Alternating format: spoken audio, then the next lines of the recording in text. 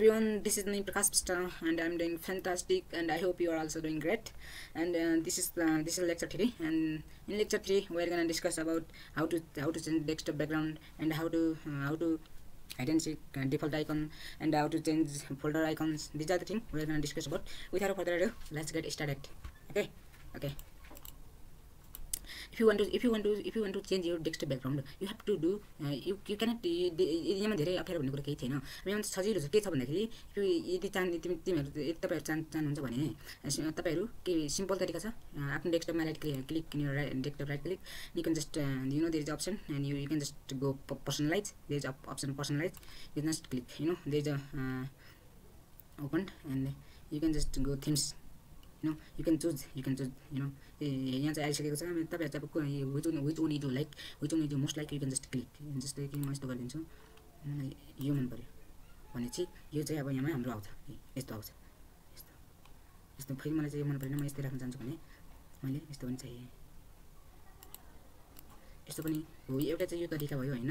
एउटा चाहिँ अर्को तरिका पनि छ। हामीले चाहिँ एउटामा डेस्कटपमा राइट क्लिक गरेर पर्सनलाइजमा गएर यहाँ पर्सनलाइजमा गएर चाहिँ हामीले ट्याकल मिलाउने थियो हैन। अब यदि आफ्नो डेस्कटपबाट भइरहेको छैन भने, पर्सनलाइज छैन भने हामीले यहाँ ट्रान्सफर सेटिङमा हामीले अर्को तरिका नेक्स्ट तरिका पनि छ। नेक्स्ट तरिका चाहिँ म बताउँछु कसरी भन्दाखेरि यहाँ राइट क्लिक गर्ने transfer सेटिङमा you can just go transfer setting and you can just go transfer setting. There is a themes option. Right? You can just choose. You can just choose this like this. Yeah. यदि आफ्नो फोटोहरु पनि यहाँ आफ्नो ब्याकग्राउन्डमा राख्न चाहनुहुन्छ भने अब त्यो पनि हामीले गर्न सक्छौं। अब यहाँ मेरो चाहिँ फोटो छ, म चाहिँ फोटो यहाँ ल्याउन चाहन्छु भने चाहिँ आफूले कसरी चाहिँ गर्ने भन्दाखेरि अब हामीले चाहिँ अब आफ्नो फोटोहरु चाहिँ केमा छ भन्दाखेरि अब त्यो केमा छ आफूलाई त्यो जरुरी त्यो थाहा हुनु जरुरी छ नि त हैन। अब त्यसरी चाहिँ मेरो फोटो चाहिँ अब यहाँ डिस्प्लेमा छ, मेरो कम्प्युटरमा छ। अब तपाईको कम्प्युटरमा कता छ त्यहाँ ल्याउनु। मेरो पिक्चरमा छ। पिक्चरमा राइट क्लिक गरेर म यहाँ यता होला हैन। जस्तै कि मेरो फोटो यो छैन, म यहाँ right click you can just click right and right click and there is option set as desktop background. set अब डेस्कटपमा चाहिँ सेट गरेर भन्न खोजेको set as desktop background। यस्तो यो फोटो मेरो यहाँ आइसकेको होला। तर यहाँ अलि भयो हैन, मेरो धेरै जुम भइरायो हैन। यसरी हामीले मिलाउन सक्छौं यसलाई। कसरी भन्दा हामीले यसरी मिलाउन पनि सक्छौं। हो यसरी चाहिँ हामीले ल्याउन सक्छौं, जुन फोटो पनि ल्याउन सक्छौं। set as desktop background हामीले यसरी ल्याउन सक्छौं। धेरै जुम भइरायो के यहाँ चाहिँ अलि यहाँ ब्याकग्राउन्ड अलि मिलाएन, त्यो मोबाइलमा खिचेको हुनाले त्यही भएर यहाँ चाहिँ हुँदैन। हो यसरी चाहिँ हामीले आफ्नो फोटोको यसरी चाहिँ हामीले आफ्नो फोटोहरु पनि ल्याउन चाहन्छौं, ल्याउन सक्छौं। यसरी चाहिँ हामीले आफ्नो फोटोहरु ल्याउन सक्छौं। तर मलाई यो अलि अर्को राख्न चाहन्छु। अब भन्दाखेरि हामीले डाइरेक्ट गएर थीम्समा गएर जस्तै यो एउटा यो चुज गर्दिने भने हाम्रो सिधै आइन हो म फेरि रिपिट गरिदिन्छु। पर्सनलाइजमा गएर थीम्समा गएर चुज एन्ड यस्तो गर्दियो भने हाम्रो हुन्छ। अहिले छोडी मैले पछि गरौँला। अब त यसरी चाहिँ हामीले आफ्नो फोटोहरुलाई कसरी चाहिँ हामीले ब्याकग्राउन्डहरुलाई चेन्ज गर्ने भन्ने चाहिँ भयो हैन। अब त हामी चाहन्छौं कसरी चाहिँ हाइड एन्ड शो गर्ने डिफल्ट आइकनहरुलाई कम्प्युटरमा भएका तिन आइकनहरुलाई कसरी हामीले डिफल्ट गर्ने भन्ने कुरा चाहिँ हामी कम्प्युटरमा आफै भएका सफ्टवेयरहरु अथवा आइकनहरुलाई कसरी चाहिँ हाइड एन्ड शो गर्ने भन्ने बारेमा स्टार्ट गरौँ। यहाँ अब चाहिँ हामीले आफ्नोमा मात्रै भएका कसरी चाहिँ आफ्नोमा भएका आइकनहरुलाई हाइड एन्ड शो गर्ने भन्दाखेरि right click in your desktop and go personalise. Go personalise यो पनि सिम्पल हो कि हामीले त्यहाँ राइट क्लिक गरेर यहाँ डेस्कटपमा राइट क्लिक गरेर पर्सनलाइजमा गएर यहाँ चाहिँ थीम्समा गएर यहाँनिर एउटा अप्सन आएको छ हैन। यहाँबाट यो चाहिँ हामीले थीम्समा क्लिक गरेर अनि हाम्रो डेस्कटप आइकन सेटिङ भन्ने छ हैन। डेस्कटप आइकन सेटिङमा क्लिक गरेर अनि यहाँ हाम्रो आउँछ हैन। यहाँ के आउँछ भन्दाखेरि यहाँ कम्प्युटर हाम्रो ठिक लगाएको छ। जस्तो नेटवर्क यता कतै छैन है, जस्तो नेटवर्क छ यता कतै there is no network right, there is no network and recycle bin there is already recycle bin. जस्तै म यसलाई नेटवर्कमा आफ्नो यहाँ ल्याउन चाहन्छु भनेखेरि हामीले यहाँ नेटवर्कलाई क्लिक गर्दै अब जस्तो मलाई यो जस्तो कम्प्युटर चाहिदैन, यो डिस्प्ले चाहिँ अहिले म हटाउन चाहन्छु हैन।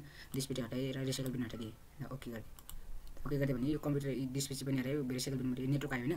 अब चाहिँ हामीले कसरी चाहिँ ल्याउने भन्दाखेरि सेम तरिका त्यही हो। ट्याक्क हामीले पर्सनलाइजमा गएर थीम्समा गएर अनि हामीले डेस्कटप आइकन सेटिङमा गएर हामी कम्प्युटर चाहन्छौँ, इजले चाहन्छौँ, हामी नेटवर्कलाई चाहदैनौँ भने चाहिँ हामीले ओके गरिदिने लागि चाहिँ हाम्रो यसरी चाहिँ हो गाइस। हामीले कसरी चाहिँ आइडेन्टिटी डिफल्ट गर्ने अब धेरै व्यक्तिहरुलाई यसो थाहा हुँदैन कि यसमा भन्छन् भन्ने कुरा।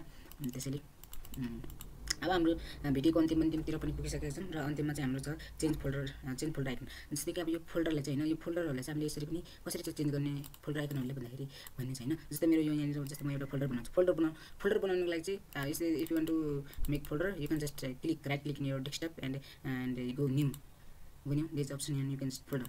अन्त फोल्डर मात्रै चाहने त्यसरी फोल्डर यहाँनिर राखिदिनु।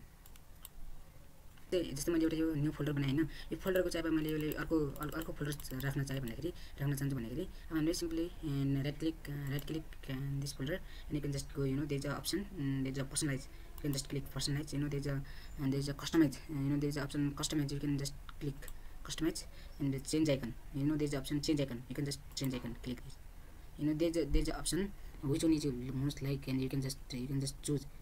जस्तै मैले चाहिँ अब जस्तै यो रुख भने होइन, यो रुखलाई चाहिँ मैले क्लिक गरिदिएँ, मैले ओके गरिदिएँ।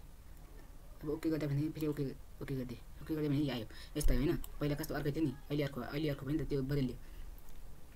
जस्तै मैले अब फेरि एकचोटि रिपिट गरेँ, राइट क्लिक गरेर पर्सनलाइजमा गएर यहाँ गएर टक्क हामीले चेन्ज आइकनमा गएर अब कुन चाहिँ आपलाई मनपर्छ भन्दाखेरि अब त्यो राख्न मिल्यो। जस्तै मैले पृथ्वीको यो छ, यसले चाहिँ भन्दाखेरि ओके गरिदिने, यसो एप्लाई गर्दा नि हुन्छ, हामीले एप्लाई गरेर भने त्यो आफैमा आइहाल्छ।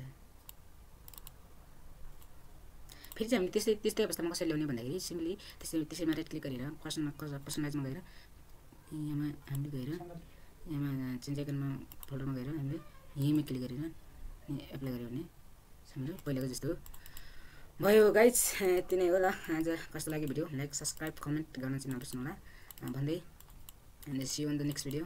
Keep learning, keep growing, keep signing, and remember your greatness is waiting.